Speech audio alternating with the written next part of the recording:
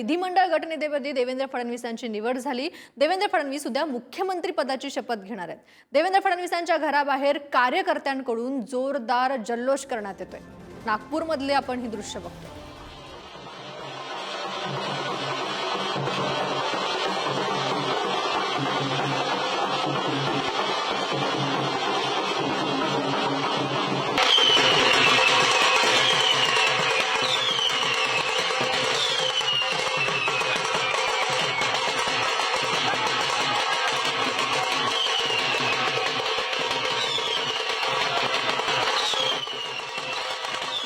असलेले देवेंद्र फडणवीस राज्याच्या मुख्यमंत्रीपदी पुन्हा विराजमान होणार आहेत आणि याचा उत्सव जो आहे किंवा उत्साह जो आहे तो नागपूरकरांमध्ये दिसून येत आहे। खास करून भारतीय जनता पक्षाच्या कार्यकर्त्यांमध्ये मोठ्या प्रमाणात उत्साह दिसून येत आहे। लाडक्या बहिणी असो किंवा लाडके भाऊ असो, मोठ्या प्रमाणात उत्साह दिसून येत आहे। कसा आनंद साजरा करताय?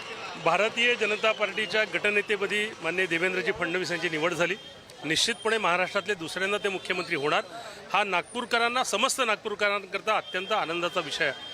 दोनदा महाराष्ट्राचं नेतृत्व करण्याची संधी मिळणारा एकमात्र नेता आहे, म्हणून याचा आनंद नागपूरकर जनतेला आहे।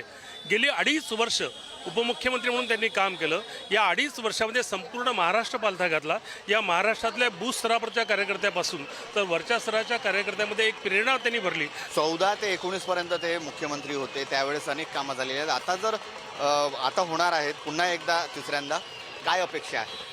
नागपूरकर म्हणून आम्हाला अत्यंत आज गर्व आणि अभिमानसुद्धा देवेंद्रजींचा आहे।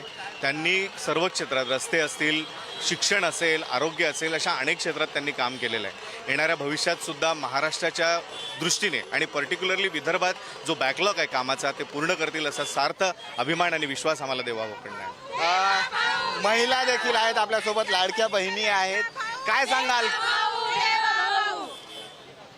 आमच्या लाडक्या बहिणींचा लाडका भाऊ उद्या सीएम पदाची शपथ घेणार आहे। आमच्या सगळ्या बहिणींना फार आनंद आहे। आपल्या नागपूरची आन बान शान, या महाराष्ट्राची शान देवेंद्र फडणवीस, आणि नेता असावा तर देवेंद्र फडणवीस सारखाच असा, आम्हाला सगळ्यांना फार आनंद आहे। कॅमेरामॅन मंगेश हस्तकसह जितेंद्र शिंगाडे, पुढारी न्यूज, नागपूर। पुढची बातमी बघूयात। भाजपच्या विधिमंडळ गटनेतेपदी देवेंद्र फडणवीस यांच्या नावावर शिक्कामोर्तब होताच नाशिकच्या भाजप कार्यालयाबाहेर कार्यकर्त्यांनी एकच जल्लोष केला। ढोल ताशांच्या गजरात पदाधिकाऱ्यांनी आणि कार्यकर्त्यांनी ठेका धरला।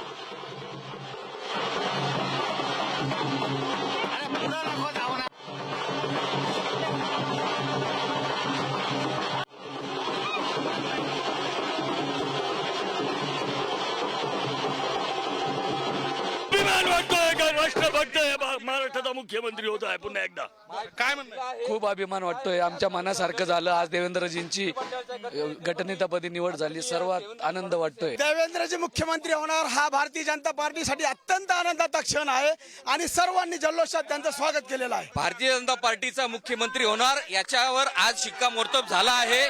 पावसात भिजल्यावरती फडणवीस मतं मिळतात असं काही नाही। खऱ्या अर्थाने देवेंद्रजी हे निष्ठावंत कार्यकर्ते होते आणि त्यांना न्याय मिळाला, मला आनंद आहे। पुढची बातमी ठाण्यातून आहे। देवेंद्र फडणवीस यांची विधिमंडळाच्या गटनेतेपदी निवड झाल्यानंतर भाजपच्या ठाणे जिल्हा मध्यवर्ती कार्यालयाबाहेर मोठा जल्लोष करण्यात आला। तर संभाजीनगरमध्ये देवेंद्र फडणवीस पुन्हा एकदा मुख्यमंत्रीपदी विराजमान होत असल्याचा आनंद लाडू वाटून साजरा करण्यात आला। विधानसभेतील यशानंतर महापालिका निवडणुकीसाठी भाजपचा प्रत्येक कार्यकर्ता तयारीत असल्याचं मत यावेळी भाजपचे ठाणे शहराध्यक्ष संजय वाघुले यांनी व्यक्त केलं।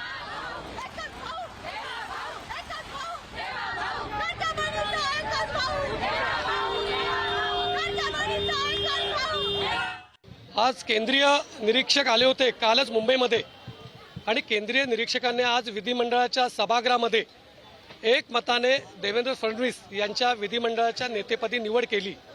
आणि त्या ठिकाणी चंद्रकांतदादा पाटील असतील, आशिषजी शेलार असतील, सुधीरभाऊ मुनगंटीवार असतील, रवींद्र चव्हाण असतील, यांनी एकमताने विधिमंडळाच्या नेतेपदी देवेंद्र फडणवीस यांची निवड केलेली आहे।